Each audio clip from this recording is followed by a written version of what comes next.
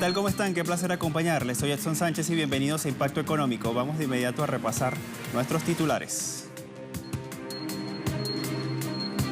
En Brasil, en medio de la actual pandemia desatada por la COVID-19, se acentúa la salida de capitales foráneos.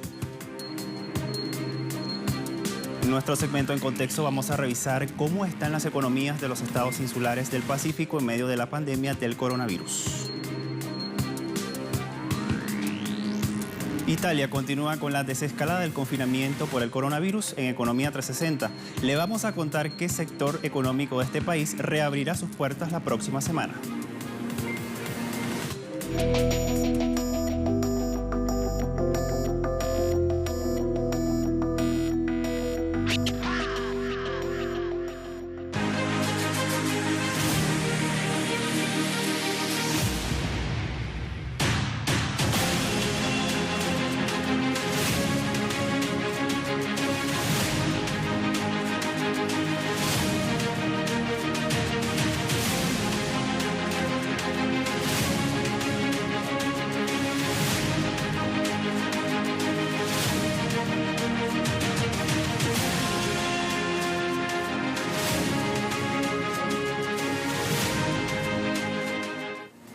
Vamos a entrar de inmediato en materia. La situación de agravamiento de la crisis sanitaria por la pandemia de la COVID-19 en Brasil y la minimización que hace al respecto el presidente de este país sudamericano, Jair Bolsonaro, están reduciendo la confianza de los inversores. ¿Por qué está sucediendo todo esto en este país? Vamos a contárselo en esta siguiente historia. De acuerdo al Banco Central de Brasil, la inversión extranjera directa en el país se desplomó desde 5.100 millones de dólares en abril de 2019 hasta 234 millones de dólares en abril de 2020. Esta es la menor cifra para este mes desde el año 1995. El organismo financiero indica que los ingresos foráneos también se desplomaron en la Bolsa de Sao Paulo, donde los inversores extranjeros retiraron en abril unos 940 millones de dólares. En el acumulado de los 4 primeros meses del presente año, el flujo extranjero en la Bolsa Paulista está negativo y roza los 13.000 millones de dólares. El economista Enrique Castro afirma que el escenario brasileño es de mucha incertidumbre y eso lleva a los inversores extranjeros a percibir de arriesgada la economía del país. Asimismo, según Credit Default Swap, el índice de riesgo país de Brasil ha subido este año más de 220%, mientras que el real brasileño se convirtió en una de las divisas más devaluadas del mundo. En Chile, la aerolínea LATAM Airlines anunció la solicitud de acogerse al capítulo 11 de la ley de quiebras estadounidenses debido al impacto en este sector por la COVID-19. LATAM, el mayor grupo aéreo de América Latina, se une a la colombiana Avianca Holdings y a la australiana Virgin Holdings en solicitar esta protección. El presidente ejecutivo de LATAM, Roberto Albo, dijo en un comunicado que de adherirse a esta ley es el mejor camino para el futuro del grupo de las aerolíneas. Detalló que LATAM se acoge esta protección especial para el pago de los empleados y poder cumplir de esta manera sus obligaciones, distinto al proceso de quiebra o bancarrota. Entre tanto, el grupo sostiene conversaciones con los gobiernos de Chile y Brasil, también de Colombia y Perú, para buscar financiamientos y proteger a sus empleados. La aerolínea también busca garantizar el apoyo de sus accionistas, quienes aportarán 900 millones de dólares en financiamientos adicionales como deudor en posesión. El Centro Estratégico Latinoamericano de Geopolítica, estamos hablando del CELAC, presentó un análisis sobre el impacto de la pandemia de la COVID-19, puntualmente en el sector turismo de Latinoamérica. Vamos a revisar de inmediato su portal, allí lo tenemos. Dice que tras observar la paralización del sector turismo y de su impacto sobre el Producto Interno Bruto, el CELAC prevé que la República Dominicana y Uruguay van a presentar una retracción de 2.3% y 1%. Va a seguir Cuba y Bolivia y Perú, también en este orden discretamente con 0.5%. Sin embargo, Argentina, Brasil y Paraguay serían los menos afectados. Igualmente, el centro indica que unos 6 millones de empleos del sector están en riesgo. México sería entonces el país más afectado con un 2.3 millones de puestos de trabajos perdidos. Luego le sigue Brasil con 1.3 millones y Argentina con 1 millón de empleos. En México, el mandatario Andrés Manuel López Obrador celebró el pago de $357 millones en impuestos pendientes del gigante minorista estadounidense Walmart. Walmart de México informó a la Bolsa de Valores mexicana que acordó el pago con el Servicio de Administración Tributaria, todo esto para finalizar asuntos fiscales sustanciales. Y en este sentido, el presidente de México reconoció el buen comportamiento de esta empresa y que hayan aceptado el pago de su deuda. La cadena estadounidense detalló en un comunicado que en monto en tributos incluye cuestiones fiscales muy importantes, así como la operación de venta de una cadena de restaurantes divulgada por la empresa. El mandatario mexicano recalcó que otras empresas están en corriente con los pagos, a pesar de la crisis que se ha desatado por la pandemia. Dijo que con la recaudación tributaria es posible pagar al personal médico, comprar medicinas y también financiar la inversión social. En este mismo país, el presidente Andrés Manuel López Obrador informó que esta misma semana se va a definir con mayor certeza el plan para la reactivación económica tras la parálisis provocada por la pandemia de la COVID-19. Y el próximo 31 de mayo va a concluir la llamada Jornada Sana Distancia, decretada para reducir los contagios por el nuevo coronavirus. Detalles a continuación. El presidente Andrés Manuel López Obrador aseguró que México se encuentra en una etapa previa al descenso en la curva de contagios del coronavirus SARS-CoV-2. Informó que de acuerdo con las proyecciones entregadas por el equipo científico a cargo de la emergencia sanitaria, en los próximos días se podrá iniciar la reactivación económica y productiva. Con cuidado para que no tengamos problemas posteriores, siempre apegados a los protocolos de salud, pero ya se va a ir abriendo el país a la industria de la construcción, a las actividades mineras, a la industria automotriz. El 31 de mayo termina la Jornada Nacional de Sana Distancia, que incluye el confinamiento de la población y el freno a las actividades consideradas no esenciales. El mandatario aclaró que esto no significa que dejen de acatarse las medidas de prevención para evitar contagios. A partir de entonces, se va a regionalizar la estrategia y se pondrá en funcionamiento el semáforo epidemiológico. Continuará, dijo, la entrega de apoyos a las pequeñas y medianas empresas a través de créditos a la palabra. Al mismo tiempo, se reforzará la política de bienestar y el despliegue de los recursos para beneficiar a los estratos más pobres. El propósito es que lleguen los apoyos a 25 millones de hogares,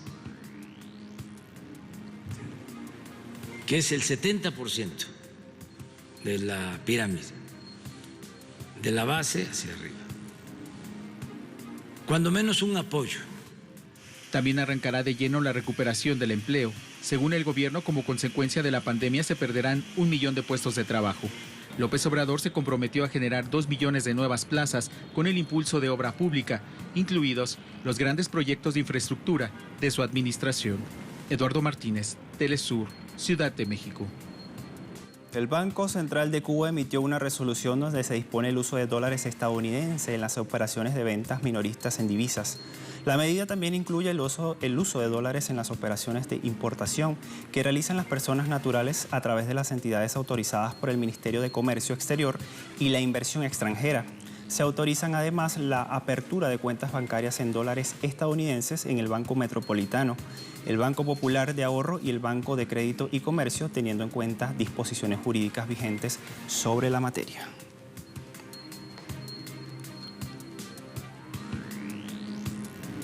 De las economías en los estados insulares del Pacífico en medio de la pandemia del coronavirus, ¿qué sucede allí? Vamos a estar hablando al regreso de esta primera pausa.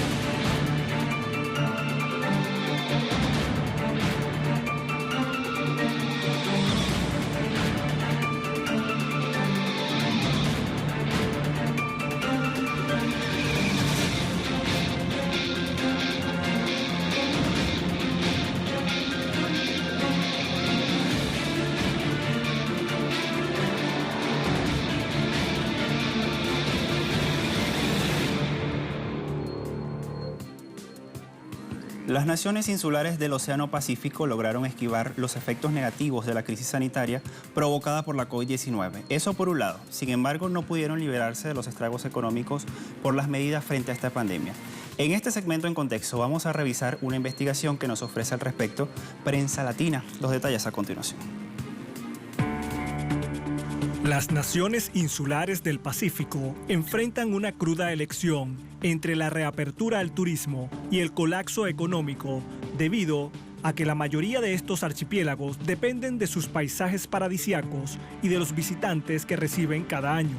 De acuerdo a la investigadora de Prensa Latina Amelia Duarte de la Rosa, la dicotomía se encuentra en la necesidad de abrir nuevamente las fronteras y la precariedad de sus sistemas e infraestructuras de salud alrededor de una docena de naciones insulares como Islas Marshall, Nauru, Palau, Samoa, Islas Salomón, Tonga, Tuvalu, Vanuatu y Kiribati permanecen libres del virus gracias a que cerraron temprano sus fronteras cuando vieron la propagación de la COVID-19 en otras partes del mundo. De hecho, varias de ellas declararon emergencia nacional y decretaron el aislamiento como protección, y otros estados como Fiji, que reportó solo 18 casos, extremaron las medidas en toda la población. Especialistas de la salud de la región del Pacífico, citados por Prensa Latina, agregan que las islas no tienen sistemas de salud robustos y si ocurriera un brote, diezmaría a la población, que además padece altas tasas de diabetes, enfermedades cardíacas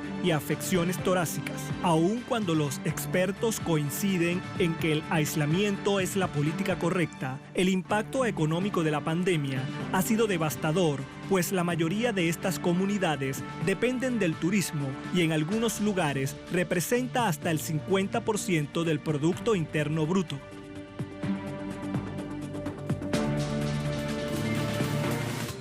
El estudio de Prensa Latina señala que la pandemia del coronavirus también ha afectado los empleos del sector turismo de las islas de este Pacífico. Todo esto sin contar que la pobreza ha aumentado.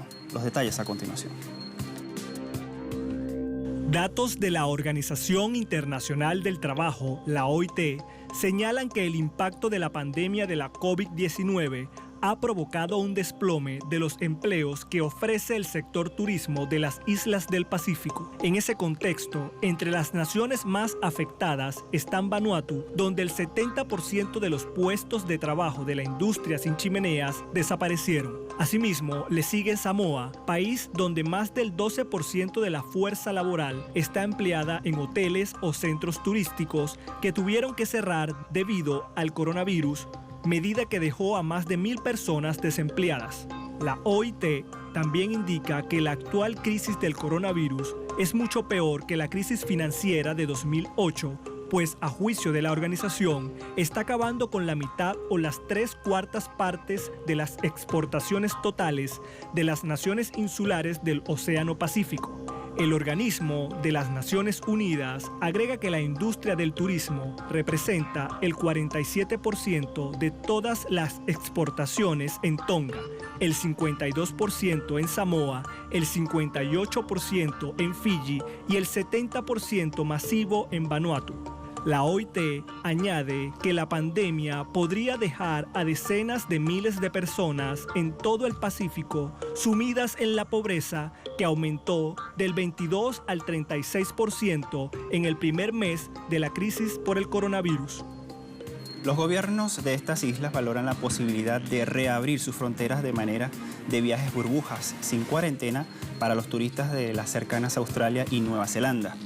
Esta modalidad que implica, que los turistas solo pueden tener contacto con sus acompañantes viajeros y con el personal destinado, pero esta medida está teniendo una bienvenida muy cautelosa ante la posibilidad de los contagios. La directiva del turismo de las Islas Cook enfatiza que la burbuja necesitaría venir con estrictas salvaguardas, pero apoya la idea de la reapertura. Las autoridades de visitantes de Palau consideran también la idea de la reapertura, evaluando riesgos, mientras que en Samoa, cuya industria turística se encontraba deprimida desde noviembre del año 2019 por un brote de sarampión, también valora esta reapertura. Pero no todos los gobiernos están de acuerdo con la reapertura, ya que algunos aseguran que es demasiado pronta. De la reapertura económica en Italia vamos a hablar al regreso de esta segunda pausa. Ya volvemos con más.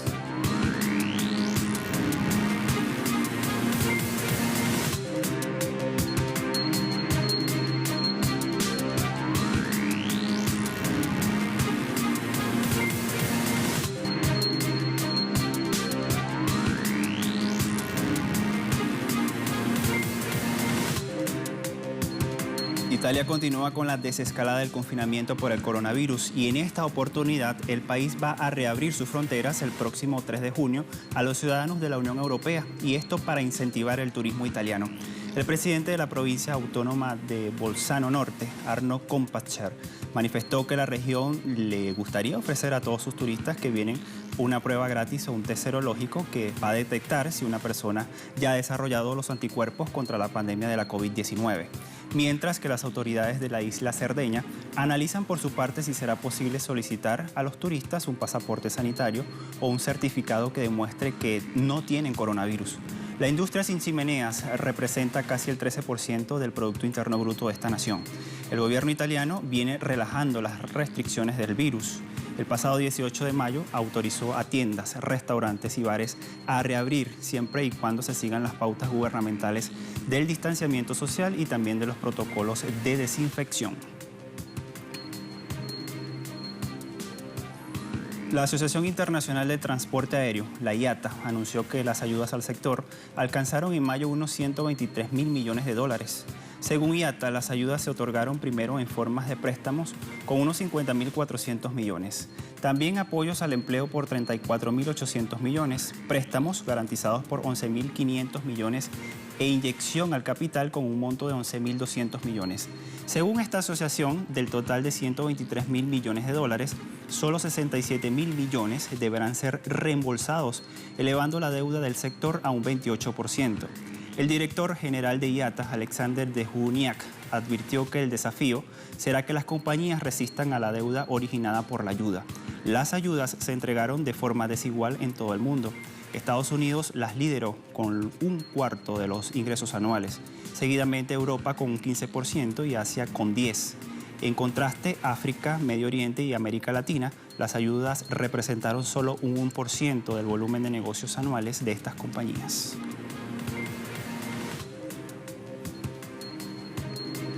El Producto Interno Bruto de Singapur se va a contraer este año en un 4% y un 7%. Lo informa así el Ministerio de Comercio e Industria de Singapur.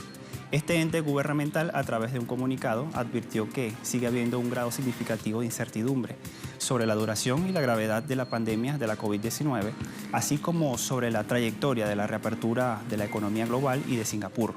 Este país también rebajó la previsión de sus exportaciones, a excepción de los hidrocarburos, entre un 1 y un 4%, a pesar de registrar una subida en la demanda de los productos farmacéuticos por la lucha mundial contra este virus. Los pronósticos del Ministerio de Comercio coinciden con el cuarto paquete de ayuda financiera contra el coronavirus, valorado en 23.000 millones de dólares, que presentó este martes el Ministerio de Finanzas en el Parlamento.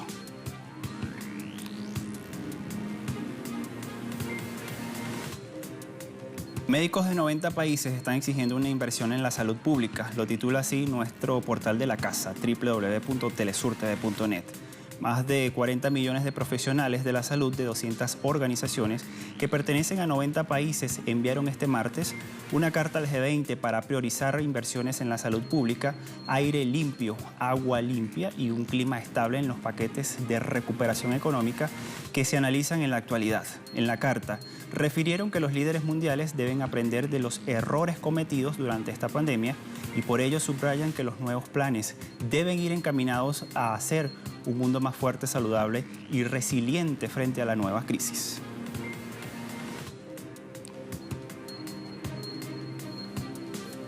El presidente de Irán, Hassan Rouhani, a través de una conversación telefónica, le pidió a su homóloga suiza, Simonetta Sommaruga, poner en marcha un instrumento para canalizar la asistencia financiera para hacer frente al coronavirus. Rouhani dijo que la creación del mecanismo en duras condiciones podría ser eficaz para que este país pueda usarlo para transferencia de sus recursos financieros en algunos países. Por su parte, Sommaruga prometió que su país hará gestiones intensas para activar dicho mecanismo.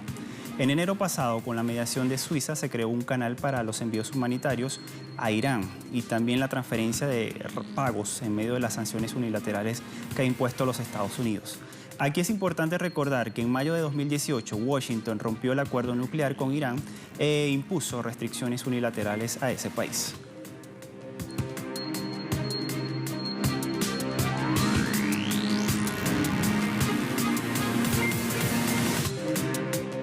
Pasamos de inmediato a revisar los indicadores petroleros en la jornada de este martes. WTI marca $34.23 el barril, sube 2.95%. Sumamos Brent de referencia en Europa, $35.97 el barril y sube 2.39%. Y la cesta venezolana se ubica en 104.75 yuanes, tiene un alza de 9.61 yuanes.